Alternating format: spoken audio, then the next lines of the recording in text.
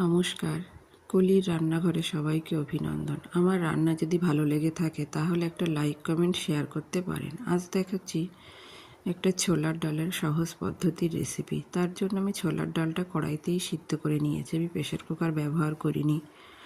আর নিয়েছি হচ্ছে একটা টমেটো, কাদ্দুকাস করে আমি পেস্ট করে নিয়ে এখানে কাদ্দুকাস করে নিয়েছি। আর নিয়েছি সামান্য একটু আদা থেতো করে।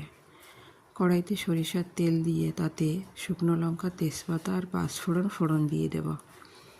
ফোড়নটা হয়ে গেলে তার ভেতর দেব সামান্য একটু হিংটা দেওয়া হয়ে গেলে এবার থেতো করা আদাটা দিয়ে দিলাম।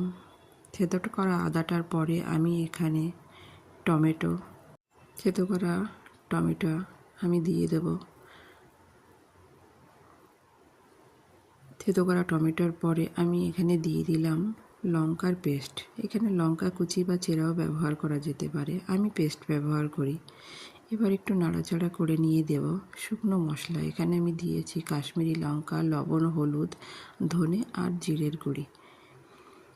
এটাও দিয়ে আমি ভালো করে একটু কষিয়ে নেব। কষিয়ে নেওয়ার পরে দেখো মশলা থেকে তেল ছেড়ে দিয়েছে।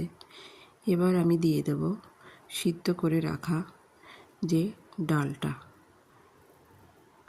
আমার রান্না যদি ভালো লেগে থাকে তাহলে সাবস্ক্রাইব করে পাশে থাকতে পারেন সহজ পদ্ধতির রান্না দেখার জন্য। এবার আমি ডালটা ঢেলে দেওয়ার পরে আর একটুখানি সামান্য গরম জল দিয়েছি। গরম জল দিয়ে আমি এই যে ভালো করে ফুটিয়ে নিচ্ছি। এবার 10 মিনিট ফোটানোর পর আমি তার ভেতরে দিয়ে দিলাম সামান্য পরিমাণে একটু চিনির আর হচ্ছে সামান্য পরিমাণে একটু গরম মশলা। এটা দিয়ে আমি আরও মিনিট 10 ফুটিয়ে নেব। আমি এই যে ডালটা নামিয়ে নিয়েছি, মনে হচ্ছে যে ঝোল ঝোল রয়েছে, কিন্তু ঠান্ডা হলে ডালটার জলটা টেনে যাবে।